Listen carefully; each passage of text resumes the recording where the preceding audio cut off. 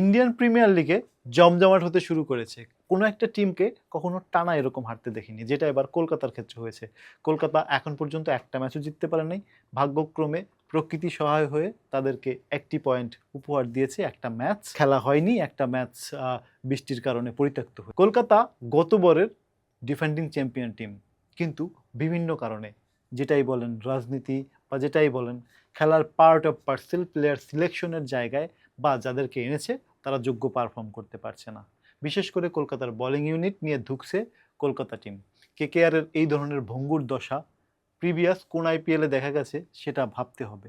আমার কাছে মনে হয় না আইপিএল ইতিহাসে কলকাতা এত খারাপ পজিশনে বা এত খারাপ টিম তৈরি করে মাঠে নেমেছে। কলকাতা নিয়ে বারবার কোশ্চেন করতে হয় কেন, এই কারণে কারণ বাংলাদেশি এবং পশ্চিমবঙ্গের দর্শকদের সবচেয়ে ফেভারিট টিম কলকাতা। বাংলাদেশের অধিকাংশ মানুষ বাংলা ভাষাভাষীর কারণেও কলকাতাকে সমর্থন করে বা কলকাতার খেলা দেখে তারা পছন্দ করে বা কলকাতাকে সাপোর্ট করতে তারা প্রিয়ভাজন মনে করে।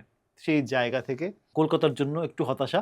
সেই সাথে যে ধরনের ইয়াঙ্গার প্লেয়ার চুজ করে রাজস্থান রয়্যাল টেবিলের শীর্ষস্থান ধরে রেখেছে, সেই জায়গাগুলো আসলে আলোচনা করার মতো। ইন্ডিয়ান ক্রিকেট নেক্সট লেভেলে যাচ্ছে, সেটা আমরা আস্তে আস্তে দেখতে পেরেছি। এই আইপিএল যে একটা ক্রিকেট জাতিকে পরিবর্তন করে দিয়েছে, একটা ক্রিকেট জাতিকে সংঘবদ্ধ করে ক্রিকেটের আনন্দে মাততে, এবং আইপিএল ইন্ডিয়ার একটা অন্যতম বড় উৎসবে পরিণত হয়েছে। সেটা আইপিএলের দর্শক গ্যালারি বা ম্যাচ, উত্তেজনা, আশেপাশের পরিবেশ, ছোটোখাটো সোশ্যাল মিডিয়া আলাপ করলেই দেখা যায়। ইন্ডিয়ান সকল প্রদেশকে একীভূত করে এই এক মাস উৎসবের আমেজ তৈরি করে। আইপিএলের সবচেয়ে সুন্দর সময় আমার কাছে মনে হয় এই মিডল টাইমটা, যে টাইমে প্রথম দিকে যে উৎসবের আমেজটা থাকে সেটাকে একটু থিতো করে দেখা যায় যেসব টিমগুলো টানা জিতেছে তাদের এখানে হারতে দেখা যায়। প্লেয়ার এক্সচেঞ্জের বিষয় থাকে, অনেক প্লেয়াররা এই সময় ছুটি নেয় এবং সেই জায়গার সুযোগ গ্রহণ করে নিচের সারির টিমগুলো। আমি ভেবেছিলাম কলকাতা হয়তোবা 3 মাস হারার পরে কামব্যাক করবে, কিন্তু চেন্নাইয়ের সাথে ম্যাচে অকল্পনীয়ভাবে যে ম্যাচটায় কোনো প্রতিরোধী করতে পারেনি, এবং চেন্নাইকে ওই দিনকার সেই সাবেক চেন্নাই, যখন টানা 3বার চ্যাম্পিয়ন হয় চেন্নাই, সেই চেন্নাইয়ের বোলিং লাইন আপকে দেখা গিয়েছে। যে জায়গাটা সবচেয়ে ইম্প্যাক্টফুল সেটা হচ্ছে তরুণ ক্রিকেটাররা বেস্ট পারফরমেন্স দিচ্ছে, এবং সেই জায়গায় সেই ভিনটেজ বিরাট কোহলি তার অনবদ্য পারফরমেন্সের মাধ্যমে আরসিবিকে শীর্ষস্থান ধরে রাখিয়েছে, এবং আরসিবি এবার ওয়ান অফ দ্য বড় চ্যাম্পিয়নের দাবিদার। তরুণ এবং সিনিয়র ক্রিকেটারদের সংমিশ্রণে এই আরসিবি দলটা বরাবরই আমরা ছোটো থেকে দেখে এসেছি। যখন থেকে আইপিএল শুরু হয়েছে 2008 সাল থেকেই আইপিএলের প্রত্যেকটা আসরেই আরসিবির ব্যাটিং লাইন আপ ছিল চমকপ্রদ।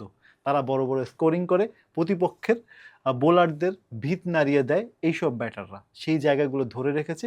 সেই জায়গায় সেই ভিনটেজ কোহলিকে এই 16 বছরের মধ্যে প্রথমবার স্কোয়াড থেকে বাদ দেওয়া হয়েছিল, কিন্তু রিটার্ন প্লেয়ার হিসেবে ব্যাটিং করেছে। সে জায়গায়ও ইম্প্যাক্ট রেখেছে 49 রানের একটা ইনিংস খেলে। ছোট টার্গেটকে তাড়া করতে গিয়ে স্লো ব্যাটিং করেই ইজিলি ম্যাচটা জিতে গিয়েছে। আইপিএলের এই জমজমাট মৌসুমে আপনার সবচেয়ে ফেভারিট দল কোনটা, বা আপনি কাকে মনে করছেন এবারে আইপিএলের টাইটেল টিম হবে, সেটা জানাতে পারেন কমেন্টসে, এবং আইপিএল বিষয়ে আপনার মতামত দিতে পারেন কমেন্টসে। সেই সাথে দর্শকদের একটা অনুরোধ করব, সেটা হচ্ছে আমাদের ভিডিও অনেকেই দেখেন, কিন্তু আমরা ক্রিকেটের বেস্ট অ্যানালাইসিস দিতে চেষ্টা করি, সেই জায়গাটা আপনারা পরিলক্ষণ করেছেন। আশা করব আমাদের সাথে সাবস্ক্রাইব করে সঙ্গেই থাকবেন, পরবর্তী ভিডিওগুলো যেন মিস না হয়।